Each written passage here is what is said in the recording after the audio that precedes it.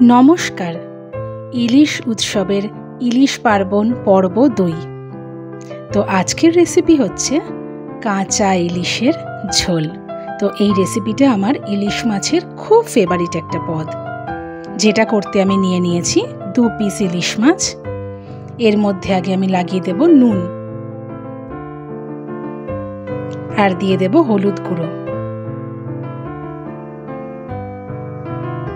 আর দিয়ে দেব অল্প একটু শুকনো লঙ্কার গুঁড়ো, আর দেব সরষের তেল দিয়ে ভালো করে এপিট ওপিট করে ইলিশ মাছগুলোকে মাখিয়ে নিতে হবে। খুব ভালো করে মাখিয়ে নিয়েছি। তো আর লাগছে আলু আর বেগুন। আলু আর বেগুনগুলোকে আমি এরকম পাতলা পাতলা লম্বা করে কেটে নিয়েছি। এবার একটা কড়াই নিয়ে নিয়েছি, কড়াইতে দিয়ে দিচ্ছি সরষের তেল। ইলিশ মাছের রেসিপি সরষের তেলে বেশি ভালো লাগে খেতে। তো তেলটা গরম করে নিতে হবে। এবার তেলটা গরম হয়ে গেলে দিয়ে দিলাম আমি কালো জিরে। কালো জিরে দিয়ে একটু নাড়াচাড়া করে আমি আলু আর বেগুনটা দিয়ে দিলাম। দেব হলুদ গুঁড়ো, আর দেব লবণ দিয়ে ভালো করে আমি আলু আর বেগুনটাকে ভেজে নেব একটু লাল লাল করে, তাহলেই টেস্ট হয় খেতে।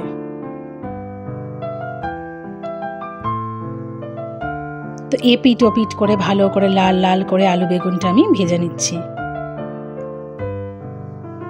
তো এই আমি ভালো করে লাল লাল করে ভেজে নিয়েছি। এবার দিয়ে দেব কাঁচা লঙ্কা বাটা।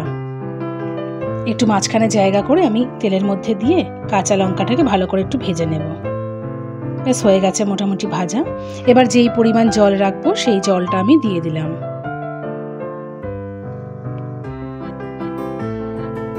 দিয়ে এর মধ্যে যেই ম্যারিনেট করে রেখেছিলাম 2 পিস ইলিশ মাছ, সেটা আমি দিয়ে দেব।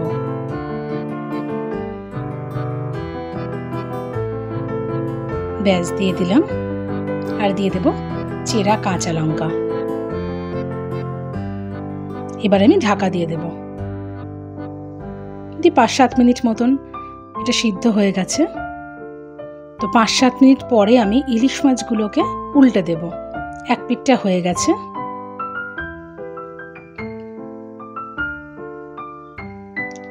সাইড দিয়ে একটু দেখে নিচ্ছি আলু বেগুনগুলোর কি কন্ডিশন, এগুলো একটু সিদ্ধ হবে। তো ব্যাস আবার আমি ঢেকে দেব, এই পিঠটাও হয়ে যাবে। তো আবারও 7-8 মিনিট পরে আমি আসলাম। তো আলু বেগুন ইলিশ মাছ সব সুন্দরভাবে সিদ্ধ হয়ে গেছে। এবার ওপর থেকে একটুখানি সরষের তেল দিয়ে দিলাম। তো ব্যাস তৈরি হয়ে গেল ঝোল। তো আপনারা কি কোথা থেকে দেখছেন প্লিজ আমাকে কমেন্টস করে জানাবেন, তাহলে আমি আপনাদেরকে ধন্যবাদ জানাতে পারবো। ইলিশ মাছের আলু বেগুন দিয়ে ঝোল, এটা কিন্তু কাঁচা ইলিশের ঝোল।